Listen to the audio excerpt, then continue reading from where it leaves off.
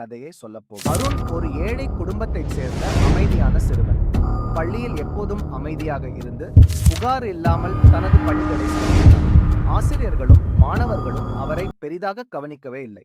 ஒரு நாள் அதே வகுப்பில் இருந்த புத்திசாலி மாணவனான விக்னேஷ் தனது மதிப்பெண்கள் குறைந்து வருவதை உணர்ந்தான்.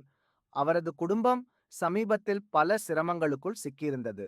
எனவே படிப்பில் கவனம் செலுத்த முடியவில்லை. அதற்குள் அருண் ஒரு முடிவுக்கு வந்தான். சத்தமில்லாமல் விக்னேஷுக்காக உதவத் தொடங்கினான். சிறு காகித துண்டுகளில் சுருக்கமான குறிப்புகளையும் விளக்கங்களையும் எழுதி பள்ளிக்கு பிறகு அவற்றை விக்னேஷின் நோட்புக்கில் வைத்துவிட்டு சென்று வந்தான்.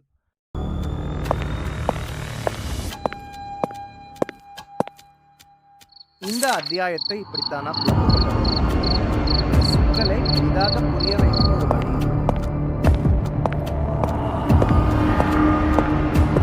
விக்னேஷ் ஆச்சரியப்பட்டான். யார் உதவுகிறார்கள் என்று தெரியவில்லை. ஆனால் அந்த குறிப்புகள் பெரும் மாற்றத்தை ஏற்படுத்தின. தினம் தினமாக அவரது மதிப்பெண்கள் உயரத் தொடங்கின.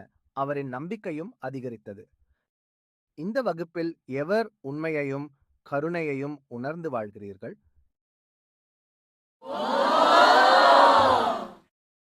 என்னை யார் உதவினார்கள் என எனக்கு தெரியவில்லை. ஆனால் அவர்கள் மகிழ்ச்சியான உதவி என்னை விழுந்தபோது தூக்கி வைத்தது. அவர்கள் என் வாழ்க்கையை மாற்றிவிட்டார்கள். அந்த தருணத்தில் அருண் மெதுவாக ஒரு புன்னகையை சிரித்தான்.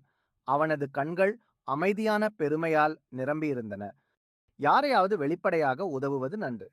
ஆனால் புகழுக்காக இல்லாமல் மறைந்தபடி உதவுவதுதான் வாழ்க்கையை மாற்றும் மாயாஜாலம்.